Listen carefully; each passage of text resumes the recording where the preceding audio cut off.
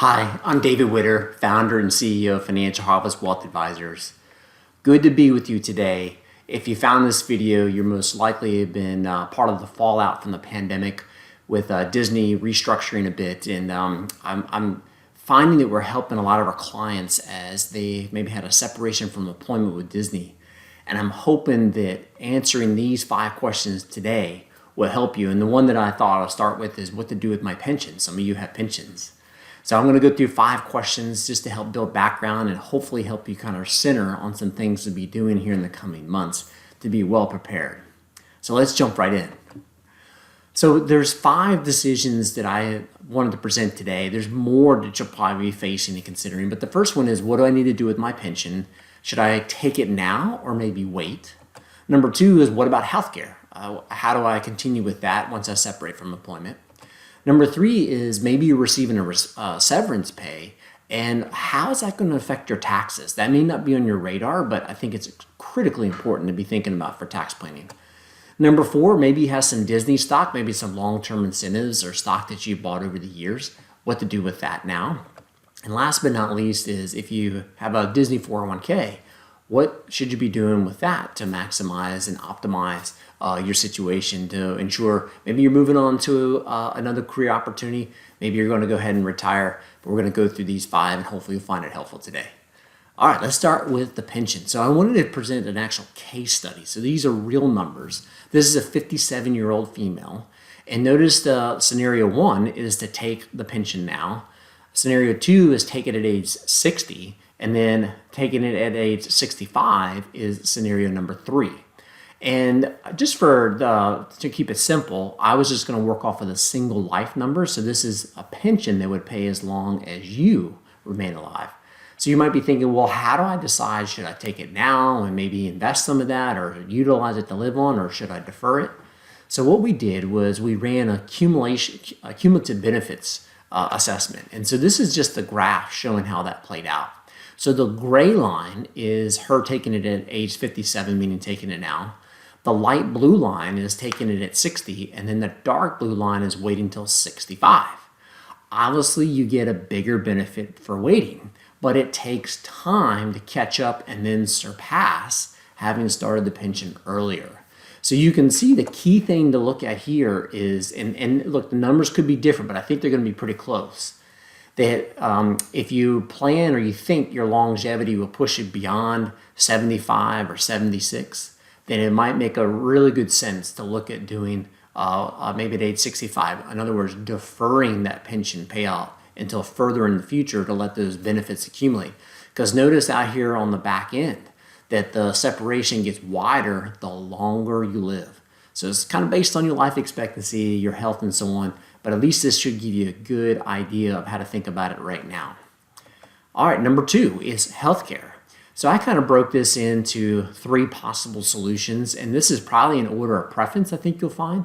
Number 1 is, if you're married, consider joining on your spouse's plan. So if they have an employer-sponsored plan and they have healthcare, this would be a, quote, life-triggering event. And so if you're separating from employment, then your spouse could ask to include you on a family or a couple plan. Number 2, if you're not in that situation, you could consider COBRA. Now, historically speaking, COBRA is where you continue paying the premiums on your group policy, but at least you keep those group benefits. You keep that group health insurance. And what's interesting about this is, because of the coronavirus relief package called the CARES Act, normally COBRA only lasts 18 months. So if you separate here at the end of, let's say, 2020, it would push into 2022 mid-year. But now they've added a provision where you can stay on COBRA all the way until 60 days after the pandemic national emergency has ended. So it maybe gives you more runway there. And last but not least, if you're not going to consider COBRA, you could look at one of the Affordable Care Act plans. And if your income is low enough, you might qualify for some subsidies with that. All right, let's move to number 3, which is taxes. So especially if you're getting a severance pay or a severance chunk of money here at the end of the year, make sure you get some tax planning done, because that severance could push you up into the next tax bracket Now, I know some of you maybe were dealing with some furloughs earlier this year. We'll have to factor that in, but the way we're helping our clients with this is we're actually doing some tax projections, both for this year and also next year, with their best assumptions are, hey, am I going to try and get back in the workforce? Am I going to go ahead and retire? And what all that looks like, so that you, again, can optimize your take-home pay, right? Maybe pay a little bit less in taxes. So get some considerations on here. So severance, you might have some additional taxes there. 2 is if you did have a furlough earlier this year, factor that into your planning. And then what could be a good opportunity is if your income is down either this year or next year, there might be a good opportunity for Roth conversions. I have other videos on that if you're interested in that. All right, let's move to number 4, Disney stock. So some of you have bought Disney stock over the years. This is outside of your qualified plan. Some of you have long-term incentives that came in Disney stock. So if that stock has appreciated in value, meaning it's worth more than what you paid for it, this could be a good time to maybe sell some or to gift it.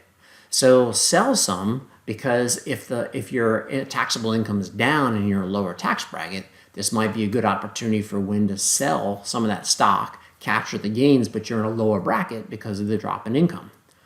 Or if you have highly appreciated Disney stock and you're charitably inclined, maybe you want to gift the shares of Disney because it'll give you that charitable deduction that you're used to, but it also helps avoid the capital gains tax. We call that strategic gifting. So definitely consider that if you have some Disney stock that's highly appreciated. If you need liquidity, a lot of times it's more tax advantageous to pay the capital gains tax on some appreciated stock versus taking a distribution from a retirement plan. And then last but not least is, over time, what is your diversification plan to begin to prudently diversify that Disney stock into other investments? And last but not least, number 5 is your 401k. So first thing I have here is, if you think you need liquidity, meaning you don't really have any other savings and you need money to live on, consider something called a Qualified Corona Relief Distribution, CRD for short. This was actually a very generous provision in the CARES Act. So the first nice benefit of it is, if you did take out a distribution, there is no 10% early withdrawal penalty. So in other words, if you're younger than 59 and a half, no problem there. You don't have to pay the 10% penalty. Number 2 is you pay the taxes over a 3-year period. So you'd pay a third of it this year on the 2020 tax return, another third in 2021, and another third in 2022, which is nice to spread the tax liability. And last but not least is, if you pay that money back in to your qualified plan or IRA, then within a 3-year period from when you took out the money, it's a non-taxable event. So very advantageous and generous provision here if you need liquidity. If you don't need the liquidity, keep it in the retirement account. And secondly is, it usually makes sense to roll that 401k over to an IRA or an individual retirement account. And I'd say usually, right? Not always the case. It depends on your specific situation. But here's one of the reasons why it usually makes sense to roll over to an IRA. So look here, we have a 401k, let's say that's your Disney 401k, and then you have an IRA, and let's say you have the exact same portfolio in either of those situations. Well, over on the 401k, if you go to take money out of that plan, you have something called pro rata distributions. So what that means is, if you need $20,000, let's say, from the 401k, they're going to take a little bit out from each component in your portfolio. The reason that's not necessarily the best solution is, let's say stocks are suppressed right now and you're selling some of your stocks when they're low, whereas maybe if you had some, say, fixed income or safe bonds, maybe they're up in value right now and you would prefer to sell just the bonds. In a 401k, you can't do that. Conversely, though, over on the IRA, you can do strategic distributions, which means you can cherry pick which of your funds or ETFs or index funds or stocks or bonds that you want to sell. And so you can always sell high, and whatever is low, just leave it alone. So this is a big compelling reason for at least considering doing a rollover out of a qualified plan into an IRA. last but not least, a spigot on that IRA, because eventually where you're headed is when you do fully retire, you'll want to be able to turn on a spigot, and you can see where strategic distributions really are helpful to get that income stream coming out of your portfolio and only selling what makes the most sense at that point in time. Okay, so let's go quick refresh on the review. So on the pension, what we found was kind of the break-even point is somewhere around 75, 76. So if you have longevity and you're good health, it might make sense to defer taking your pension. Number two is for healthcare, kind of in a priority list. If you have a spouse that's employed, maybe jump on their plan. Number two, you could do COBRA. And then number three is the Affordable Care Act plans. Number three is if you did get a severance payment, that could spike your taxes, right? It could push you into a higher tax bracket.